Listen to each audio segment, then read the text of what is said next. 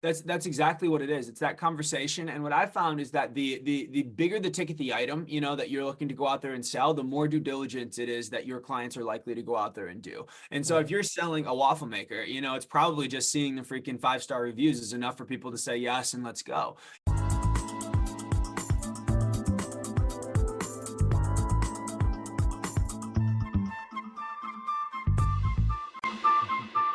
Hey everyone, welcome back to another episode of the Book More Show. It's Stuart Bell here, and today joined by Luke Hessler. Luke, how are you doing? I'm doing very well. How are you, Stuart? Good, thank you. Although we're recording at 9 o'clock, and apparently I need more coffee to be able to speak properly. I'll blame it on the accent. No one will notice. Exactly. Thanks for taking some time today. We were introduced. So I knew Thomas first, who works with you, and I think we were introduced by a third party, mutual friends. So Yeah. I always love these podcasts because it's such a mix of people. I think depending on how the release goes, the one that I recorded just before that was with a really good friend called Andrew. So I know Andrew super well. You and I have talked a couple of times, but I don't know what you guys do in as much detail. So this is going to be good because it'll be me diving into things at the same time that the audience are learning. So it's always nice doing it that way around because I can kind of proxy some of their questions through Absolutely. what we're asking. So why don't we start with you own Ace Branding. So why don't we start with what Ace do, and then we can talk about the synergy or the overlap between or the supporting elements that we do, because I think this is going to be really interesting for people. Yeah, I really think so as well. So, well, first off, thank you so much for having me on. It's an honor and a pleasure to be here. So a little bit about us. So Ace Branding is a digital PR firm. Our mission is to serve those who serve others. So we look for impact-driven thought leaders, entrepreneurs, and businesses, and we want to amplify their voice through press, podcasts, and TV. So we have curated a network of hundreds of publications, thousands of podcasts, and dozens of TV networks that have pre-approved stories for qualified thought leaders and entrepreneurs. And so essentially, we want to go and take those individuals who have a voice and have a story, but maybe it's not heard as much, and we want to be able to go and amplify that voice. We do classify ourselves as a digital PR firm, and primarily is because everything that we do is digital. We really want to focus on people's online reputation. We think that we are transitioning into this digital age. And we still believe that first impressions last a lifetime, but in the digital age, oftentimes that first impression is from a Google search or a social media search rather than a handshake or a conversation. And so if we can anticipate that and then position our clients in a way that when people do look them up online, it conveys the same credibility and authority as if they were to have a conversation with them in real life, that gives our clients a massive competitive advantage and really empowers them to be able to go and succeed in this digital age. It's so interesting, isn't it? The fact that on the one hand, naming things like talking about we own an online company, or this is a digital PR. On the one hand, it kind of becomes less of an issue because everything is in part digital, but that loses some of it's good not to differentiate it and that be the be all and end all. But I think it's super important to differentiate it from a legacy PR firm or traditional PR firm or real life PR firm, because the expertise and the job of work that it's doing and the approach that you take, it's very different from what would have been done 15, 20 years ago, although it's kind of, I guess, getting further and further away now where there wasn't a digital element. But certainly the discipline and the speciality is different. Do you feel like with the people who you talk to, that kind of ability to really dial in and amplify this particular channel rather than all of the potential channels, it's a benefit? Yeah, I mean, I've found that this is just where people are moving. I mean, at the end of the day, like when you look at marketing in general, it's a cardinal rule that attention is the currency of marketing. And so wherever the attention is at, that's where all the marketing's at. So if you really think back on it from just a reality situation, it's like when people back in the day would wake up and they'd read the newspaper, and then they'd, drive to work and listen to the radio, and then they'd get home and they'd watch TV. And so where was everyone's attention? It was in, print advertising advertisements on in radio and on TV because that's where all the attention was. And so now there's just been a shift of attention, right? Everybody's just staring at this phone all day. And so Right. because that's happened, naturally, I think the shift of marketing and in turn PR as well has also gone out there and shifted there. And so that's really why we focus primarily on all digital versions of it. So even though we do TV appearances, for example, and that does go live on TV, which is great, but you also are going to get a recording of that. That's like a live link that will rank on Google for your name that you can then use for ads and like various things like this. And so even though there are some like traditional non-digital strategies that we also offer consultation on how to be able to implement those in the digital world to be able to Right. get results and see success in your business. And that's a great point. It's utilizing the tools in the channels that make the biggest difference. Someone hoping that they were to go on TV and that would be the be all and end all. The likelihood of that is a lot slimmer. Not to say it doesn't happen. It's similar to like the bestseller argument that we have with people. Our position is very kind of bestseller BS, the anti-bestseller approach, because a lot of people, there are a lot of other services out there that talk about write a bestseller, sit back and wait for people to knock on your door. You get all of these benefits as an author and people will come searching for you, which, I mean, there are definitely elements of that. And we want to amplify some of those points, just like you're talking about amplifying the elements, the digital elements of a old world TV appearance. But it's not the be all and end all. The likelihood of having that hit, that piece that just resonates, and it's like the idea of going viral. I mean, trying to orchestrate that, if it happens, it's a nice benefit, but trying to orchestrate that, very, very difficult. It is. Yeah, it is very difficult. It's kind of like trying to catch the genie in the bottle. And Right. if it happens, it's amazing, and it can happen. And the thing that happens is that, the companies that go and sell this, it happens for one of their clients and then they promote that to everyone, kind of Right. making people feel like it's the norm and not the exception, when actually the truth is the opposite. That is the exception. And the norm is that you don't get a lot of those different things. And so, that's why I think taking a more consistent and predictable approach works. Like I almost think of it kind of like the difference between like a healthy lifestyle where somebody eats just well and works out well and it's consistent, it's sustainable, versus somebody who's doing like the crash diet and they're doing keto this week and then they're doing vegan next week and then they're doing Right. for the week after that, right?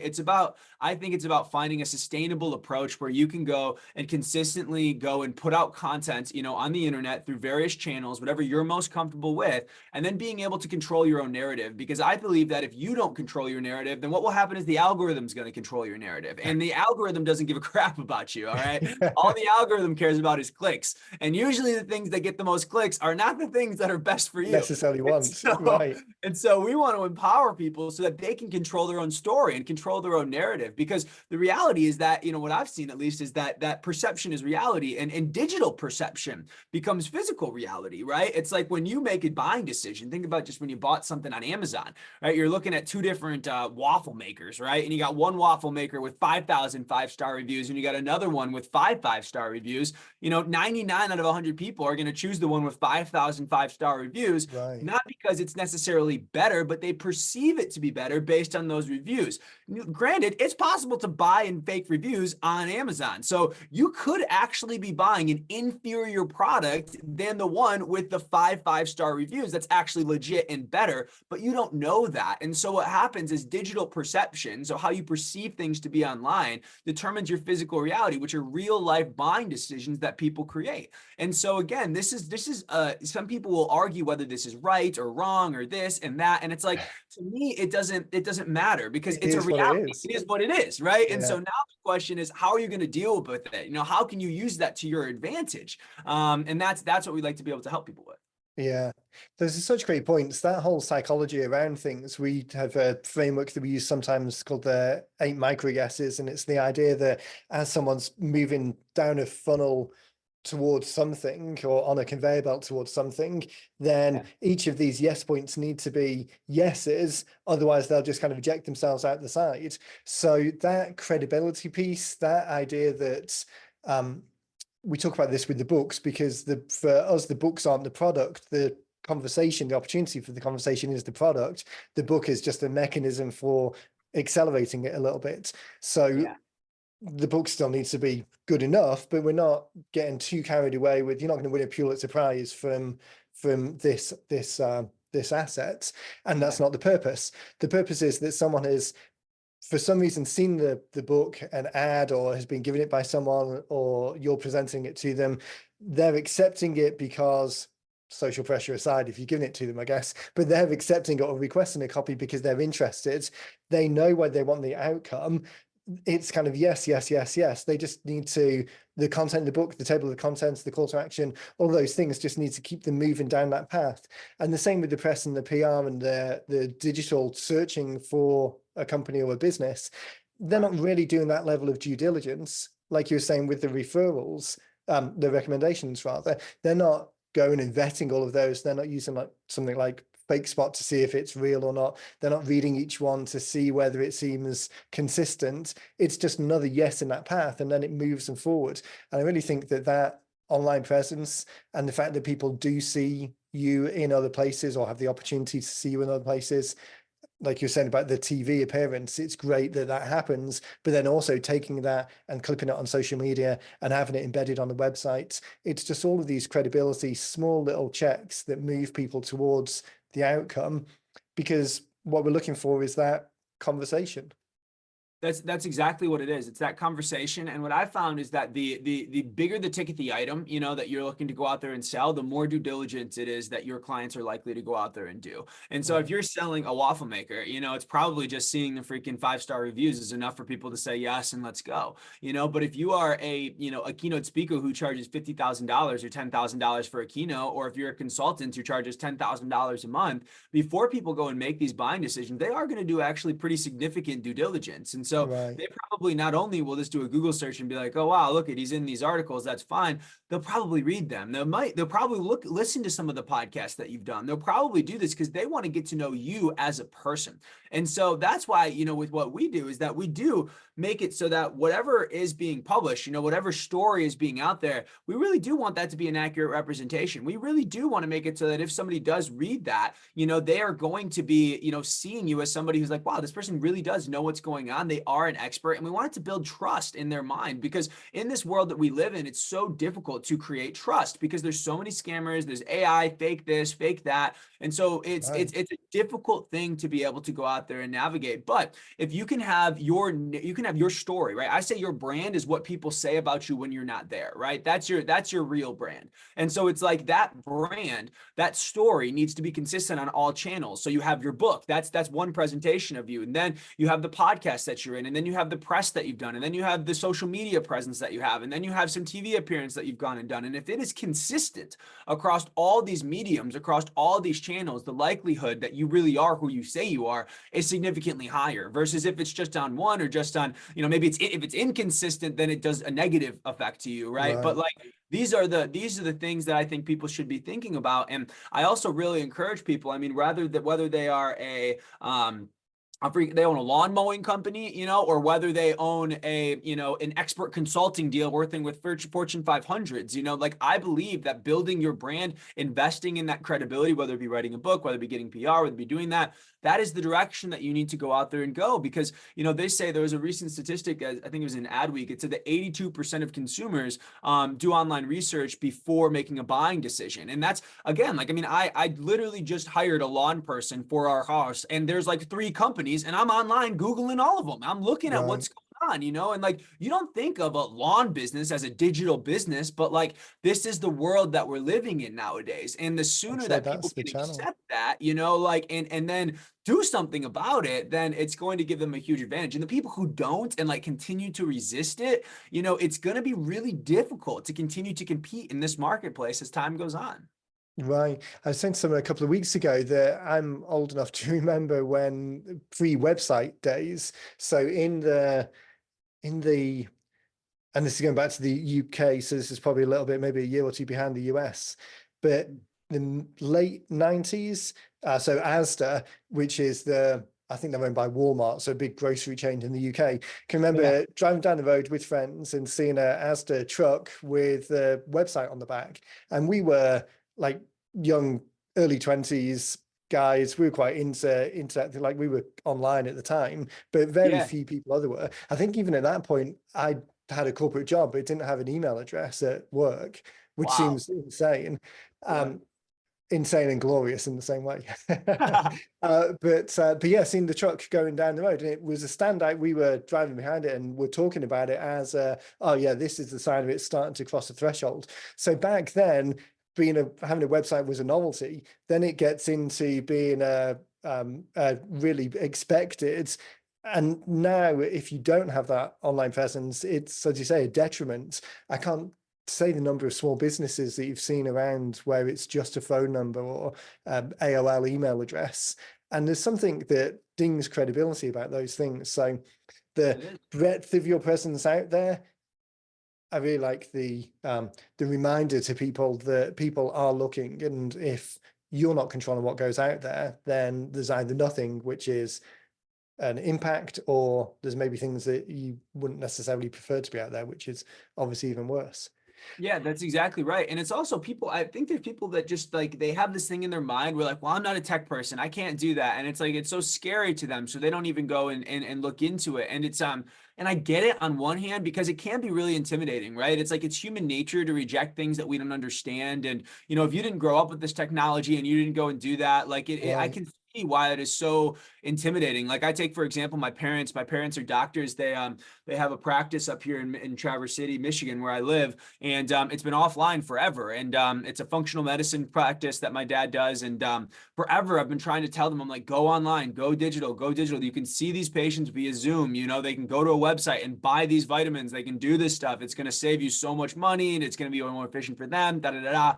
They resisted it for probably 5-6 years, and then literally just this year they decided to actually go all digital, all online. They did it. That was scary for them. They're not tech people at all. My dad Right. still barely knows how to open his iPhone. But I kind of walked them through some basic little things, that they can go and do, and they made the transition. And now from going and doing that, their profit margins have skyrocketed in what they're doing, because now their target market is no longer just this small geographical location of their Right. physical location, right? They can market to anybody on the planet or anybody in the country. They can those people don't have to drive to get their stuff. They can just hop on Zoom real quick from their own home. It's more convenient for them, right? Yeah. And so like it was my point is just like the imagination makes up this big thing in our mind that it's going to be such a scary, intimidating, hard to figure out thing, when it's really not. You just have to be willing to be teachable again, right? You have to be Yeah. humble enough to say, I don't know what I don't know, and be hungry enough to go and do your research, because quite frankly, with the internet, you have any questions, the answers are out there. If you're willing Yeah. to put in some time and energy, It's no you can longer find how to do it. It's not that hard. right, exactly. It's no longer a knowledge gap. It's the right knowledge and the time and effort and certainty that you're not wasting. It's kind of like the opportunity cost of doing this versus Yes, doing something else, understanding that this is important. I that's think it. Exactly. one of the things that resonated as we were talking is the focus that you've got on story. So we are the same in the sense that, as I said earlier, the purpose of the book, the product of the book, isn't the book itself; it's the conversation, and that conversation is going to happen between you and the individual when they are face to face with you or face to Zoom with you. Yeah. But the outcome is meeting it. It's not reading a book in isolation. It's moving towards a conversation with you. So the process that we have is very much not the expensive traditional ghostwriting type route, which gets prohibitively expensive. It's the interview-based thing that turns into the content of the book. Now, we do that for two reasons. One is cost, because we want to make this as accessible as possible. But the Right. other one, it's the right medium for the job of work when the job of work is getting in conversation with someone. So if we were to have something ghost written or AI written, because that obviously comes up much more these days. So let's say you wrote something with AI and bundle it all together. It would take a lot longer than just doing this process anyway, because you got to pull all the things together and make it coherent. But the main point to this argument is that what someone then reads isn't you and your words. It's not your approach. It's not your story. Someone will come in, start talking to you, and in the worst case scenario, they'll have read some academic piece, and then you talk like a Southern boy from Texas or from a local from the south of England, or like me. And there'll be that disconnect. But in having your story come through in the words and using your language in the way that you describe things, it's then that consistent path. So again, think about those 8 micro yeses and keeping someone from yes, they're interested to yes, they're ready to transact. It just Yeah. smooths it a lot more. And I think that is what resonated with the way that you were talking, because you were describing how you were doing some of the placements, and that story element is pretty integral to everything that you do. So talk a little bit more about that. Yeah, yeah, absolutely. I mean, it's in my opinion, it's the most important thing. I think brand consistency and authenticity is the number one most important thing in today's day and age, especially with all the deep fakes and the filters and all this stuff. Like people are looking for something that's real. And I think that there is an energy about that, as kind of odd as that sounds. Like people can feel it if you really are being real or if you're not. Right. And so what we try and go and do is that we believe that everybody has a story to go and tell. And what our goal is to be able to pull that story out for you and then be able to help you articulate it in a way that is in alignment with who you are. And so we want that to be authentic. That's like the number one word that we hear again and again. It's like, we just want it to be authentic. We want it to be authentic. And that's what our goal is. And it's, again, kind of goes back to the point I was making a little bit earlier, where it's like, if you have one kind of like brand narrative, and as you mentioned, it sounds like super academic over here, but then over here it's super casual, and then over here it's like something else. It's like there's inconsistencies, and inconsistencies leads to inauthenticity. That's what people think, you know? And so Right. that's where the consistency of who you are and how you show up is so important. And so yeah, before we even do any publishing, before we even do any, podcasts or anything like that, the first thing we do is we have a brand identity session with the client to make sure that we have clarity on the brand and the messaging and who we are and what we do. And we can objectively put that on paper and have something to point to and be like, hey, this is it. And everybody goes and agrees with that. And so I think that goes into a lot of what you guys talk about with the book as well. You have to have that authenticity. You have to be able to make it be in your voice so that when people actually talk to you in real life, like it's consistent with what they read. And the other thing I'll say is that the strategy about kind of how like the product is the conversation, not even necessarily the book. It's a very similar perspective that we have. Like I have this thing where we call it the perceived credibility cycle. And there's like 4 steps to it. So it first starts with kind of like perceived credibility. So if somebody meets you online for the first time, they're going to look you up real quick. And in a matter of a second, they're going to perceive you as either credible or not credible. And in their mind, it's like, is this someone that can help me get what I want? Or is it not someone who can help me get what I want? Right. And in a Right. moment when they judge you, that's going to determine whether or not they answer the message that you sent them. Right. So if I DM somebody, they're going to click on my profile, judge it. And then in a second, they'll decide, should I respond or should I not?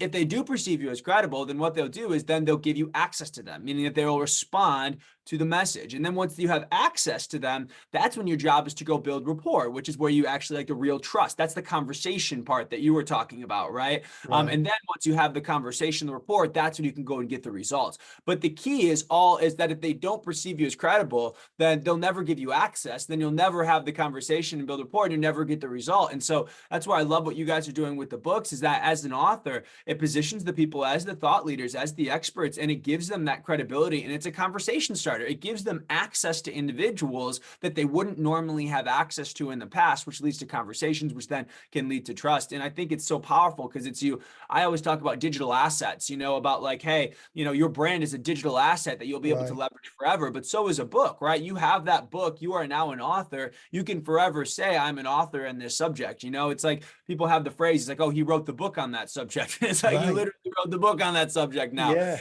You can say that forever. And so I think it's when you think of an ROI perspective, when people think about like brand and things like what we do with it, sometimes people are like, well, how many books do I need to sell to make my money back? And it's like, it's not the right thought, right? It's No. not the way to think about this. You have to think of like the lifetime ROI of what doors that book's going to open for you. And then now what does that look like? What deals do you do from there? And that's really, where you get the ROI from. And it's massive. It really is absolutely massive. And that's where it ties in so nicely with what you guys do as well, because again, it's that thought process that, hey, we're going to do some things, and those things have a downstream opportunity for touch points or entry points into the world or credibility points. All of these things, it's none of it is a build it and they will come type thing. It's not a press it once and it's done. It's a tool and an asset that kind of, again, keep using the word synergy, but it synergistically builds up over time to kind of establish all of these pieces. And the other element is it raises the minimum level. It raises the baseline. So with all of this stuff out there, it raises the baseline so that then when you do an activity, when you do go and speak in front of the Chamber of Commerce, when you do reach out to someone and they start Googling around, when that person looks in, the baseline is now up here. And it might be the case that all of your industry is down here, so your baseline becomes higher, or it might be that you were talking about your payments business. In their lifetime, the baseline of what everyone expected raised up, and they were a little bit below not having any digital presence. So now they're at the baseline. So just as you said before, whether you love it or hate it, you've got to respond to it because that's where the market is. That's exactly right. You were talking about this idea of the person, you're the person who wrote the book on it. A story that always comes to mind when everyone says something like that is we did a podcast probably 6 or 8 months ago now with a guy called Paul Ross, actually written a couple of books, but the one that I love, so he's a podiatrist. So the one I love is his latest one, tiny little book called, but perfectly sized, called My Damn Toe Hurts. So every time I talk about it on the podcast, I keep saying I can't remember the name of the condition that causes your toe to hurt, but it's kind of like not arthritis, but anyway, whatever it is makes your toe hurt. So his approach with all of these little books is that single target audience, reaching out to person, giving them the content, move on. This is 30 pages, maybe, definitely nowhere near a bestseller. So all of that side of the equation is irrelevant. Yeah. But he was talking about a story on the podcast where someone who'd come in, scheduled an appointment, Paul didn't know who the person was. There was no kind of prior connection. As far as he knew, it wasn't a referral from another client. The person came in, had whatever condition that made their toe hurt. He was there doing whatever the work was in the appointment. And the person in the chair got halfway through and was saying, "Oh, I've just put the connection together. You're Paul, you're the guy who wrote the book. And that's why I'm here. I saw a copy of the book and this is why I'm here. I've had this issue for ages and you described the symptoms and I thought, hey, that's me. I didn't realize there was a fix for it." So that outcome being the connection, the story that Paul told in the book a little bit resonated with the person, that made them come in. And those exact things, that wasn't a article or a press example, but still the book is almost small enough in this case because it's a small subject. It could almost be an article. You can imagine a scenario where what you're doing in extracting people's stories, making sure that kind of personal connection is there, navigating the journey of the story towards the call to action. It's so aligned with the approach that we've got. And Paul's example would be a perfect case of how that could have worked in your world. So long way of getting to the point of everyone. We email the podcast out to everyone who's on our list has kind of raised their hand as being interested in some degree for the 90-minute book. You've worked with authors in the past. So the people who will receive this, at least in the first instance, are going to be that mix of small business owners like Paul, big consultants, financial advisors, people who have got probably less so on the corporate side, but pretty significant multi-location practices. And again, the spread of accountants to HVAC engineers. I don't think we've done a lawn company yet. But anyway, that broad mix. Give us a couple of examples to tie in for people you've worked with or examples that will help people say, oh yeah, that could work for me. Yeah, absolutely. I mean, those at the end of the day, like I mentioned in the beginning, like our niche is really within thought leaders, entrepreneurs, and businesses. And so I could give you, we've worked with over 1,500 clients now over the last decade. And so I could give you a million stories, from, working with professional athletes, to working with, brand new startup entrepreneurs and like everything that's in between. But I think that one thing that makes us unique is that I'm also a product of this product as well. It's like I think that in life, there's a lot of people who are selling things that they haven't necessarily done, and and I don't know if that's just not me. Like what I do is like the only reason I even started this firm is because I figured out how well this worked for me, and then I was like, Right, wow, if this works so well for me, this can work for other people. And so I like to try and give personal examples and experiences, so that people can see that it is really real. And so like, I mean, I'll just give you just like if you just think of a simple scenario, like people that listen to this podcast, like they don't know who I am other than this conversation, and it's like, right. and if they think it's interesting, right, they're like, oh, okay, this is a kind of a cool concept. Like, what's everyone going to go and do? You guys are going to Google me, you're going to look me up online.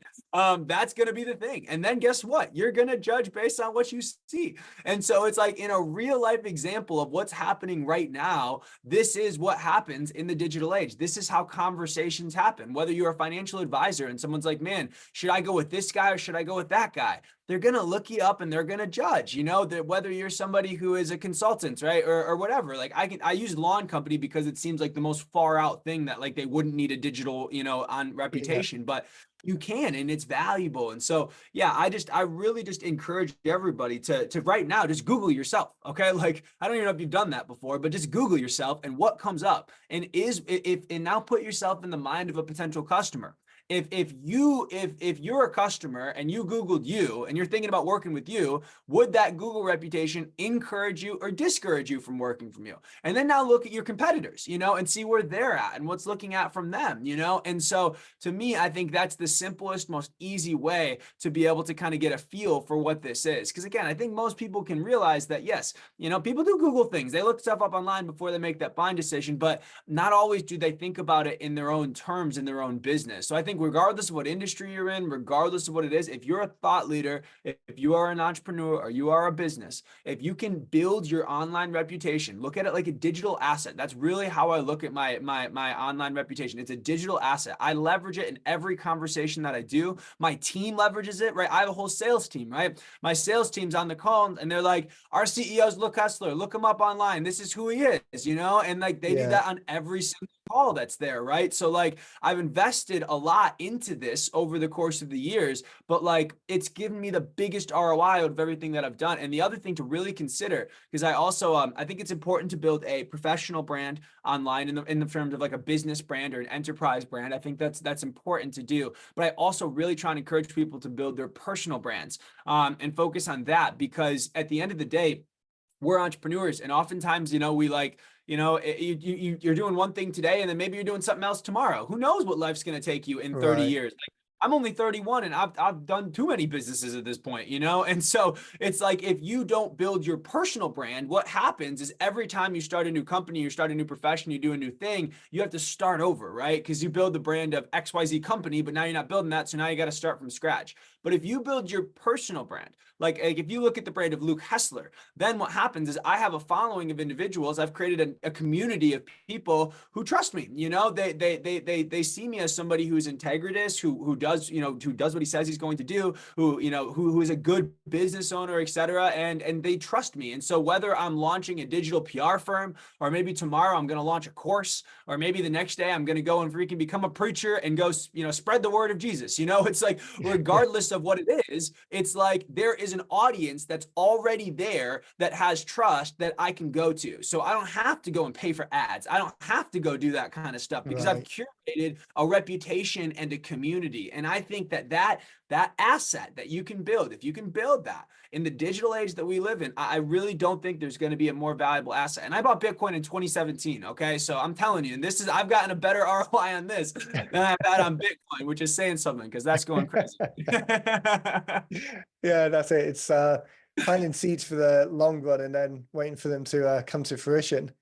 Yeah, The that's it. personal brand element. Sorry. No, go ahead. I was just gonna say, but it's like the thing is it's like the hardest part, I think, is what you just mentioned. It's so key, is that like people are so addicted to instant gratification. They want to spend $1 and make 3 immediately, and Right. that's the marketing side of stuff. And that's good. If you're running an ad, that is exactly how it should be. But the brand is different. You have to have that long-term perspective. You have to have some delayed gratification. You got to have some depth of vision. And if you can have that, you can really win.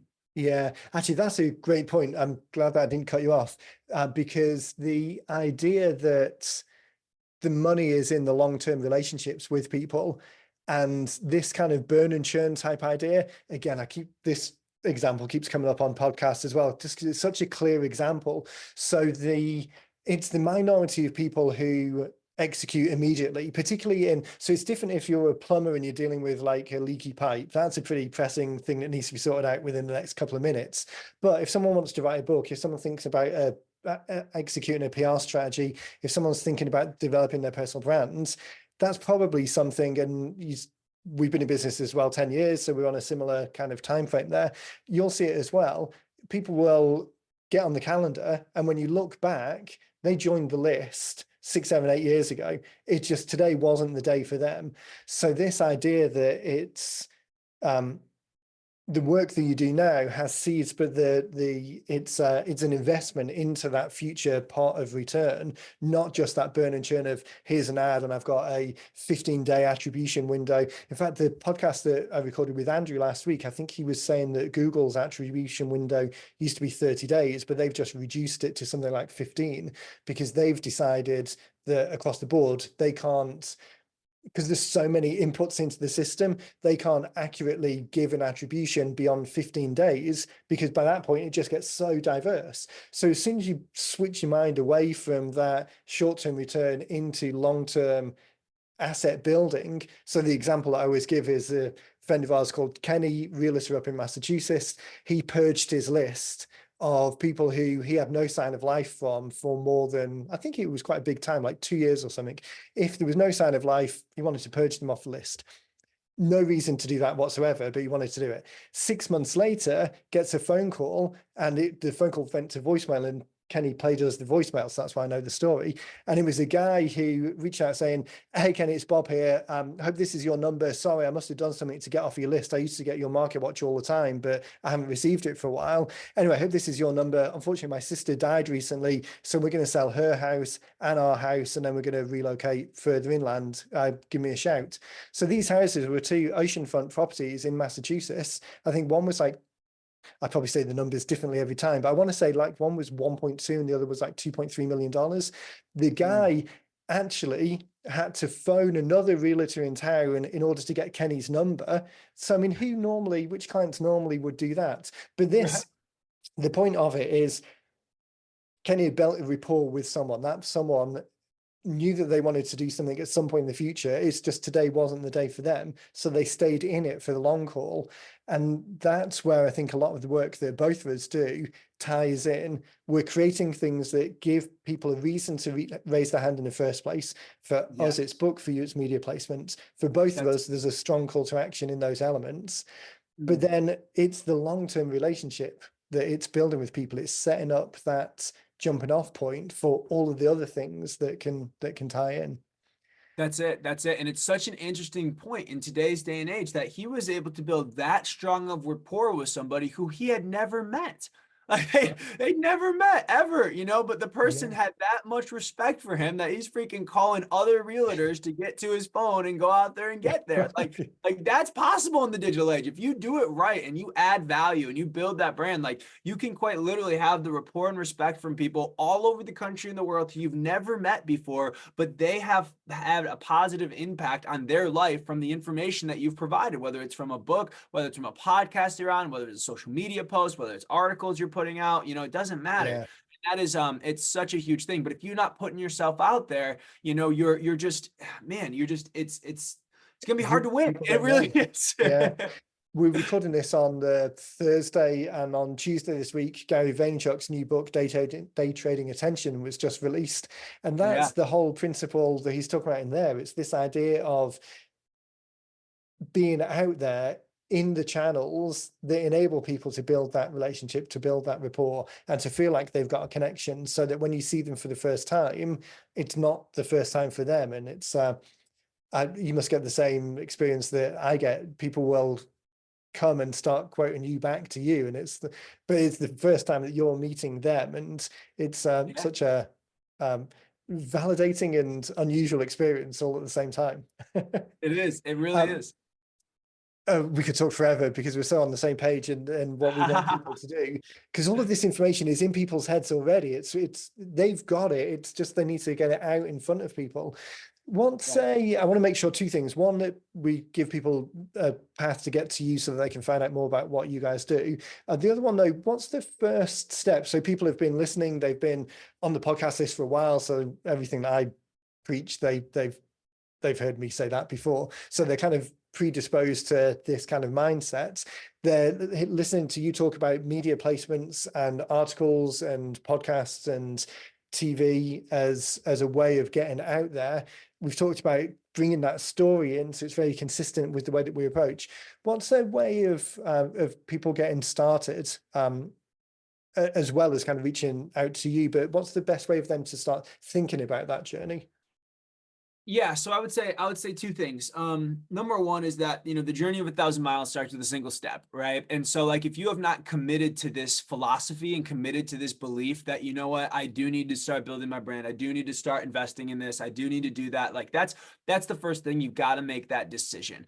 Because until you make that decision, you're not in the game, you're not playing yet, right? And Right. so and some people are like, well, I'm too old, I can't do it. I should have done it a while ago, da, da, da. Like I'm under the philosophy that, the best time to plant a tree was 100 years ago. And the second best time is today. Right. And Yeah, so, exactly. and so that's what I would encourage everyone that's listening to this is just make that day today. Because I can guarantee you one thing, that if you don't do it today, you're going to fast forward 5 years and you're going to wish you started today. Okay. Like whatever day you decide to start, you're going to wish it were earlier. So Today's the easiest day ever. It's there's nothing that's going to happen in the future that's going to make it any easier. It's just procrastination on or putting off the decision. So that's it. And frankly, it just gets more competitive because more people are going to do this. right. The sooner you decide to do it, the easier it is to stand out in your industry because other people aren't doing it. But I'm telling you, this is the direction everyone's going, and it's going to become a norm.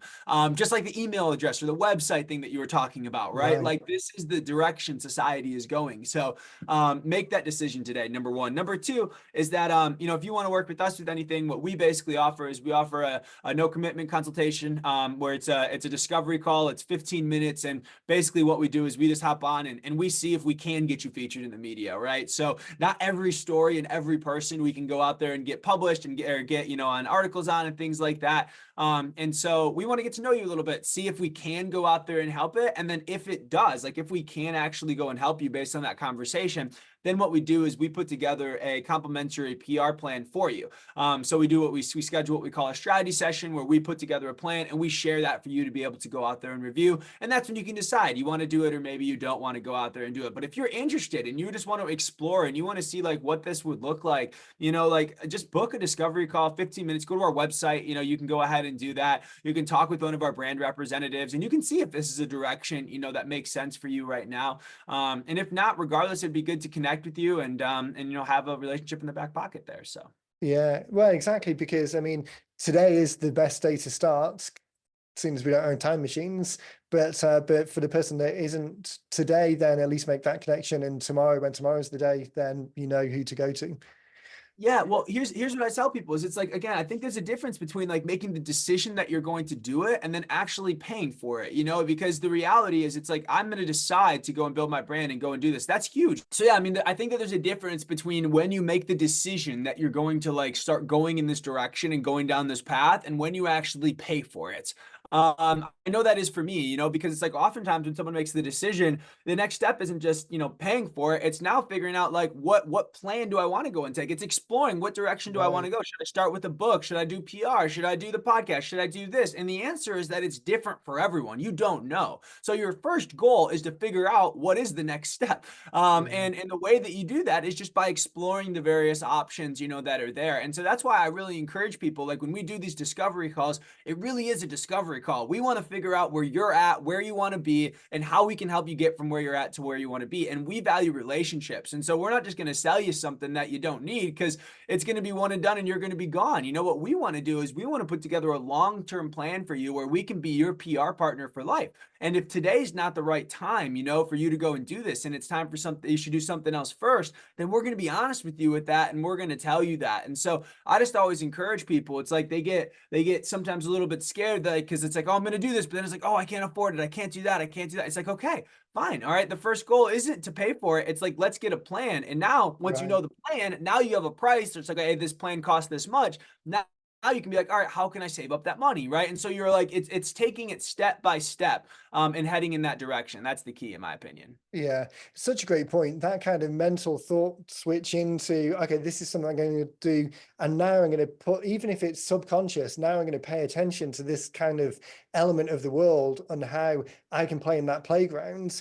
And then the doing the things, as you say, might be today, might be tomorrow, but at least having that kind of mental switch into, okay, this is the way that I'm going to approach things, because you don't know what opportunities come up. I mean, if you've thought about PR and article placement for the past couple of years, but it's just been oh, maybe that's something I'll get to at some point. Now you make the decision, no, in the next 12 months, this is something I'm going to do.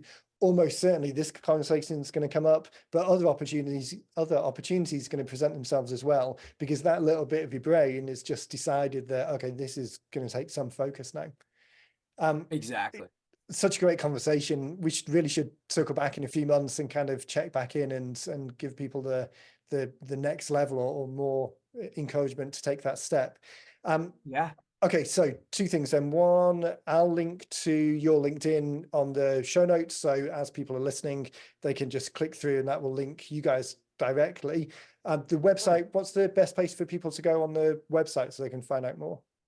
Yeah, so if they just go to acebranding.com, there's a contact button at the bottom. You can like get in touch with us. You can schedule a discovery call, connect with one of our brand consultants. Fantastic. And then the last point, that chart that's on the wall over your shoulder, is that ticking off the year as it goes through?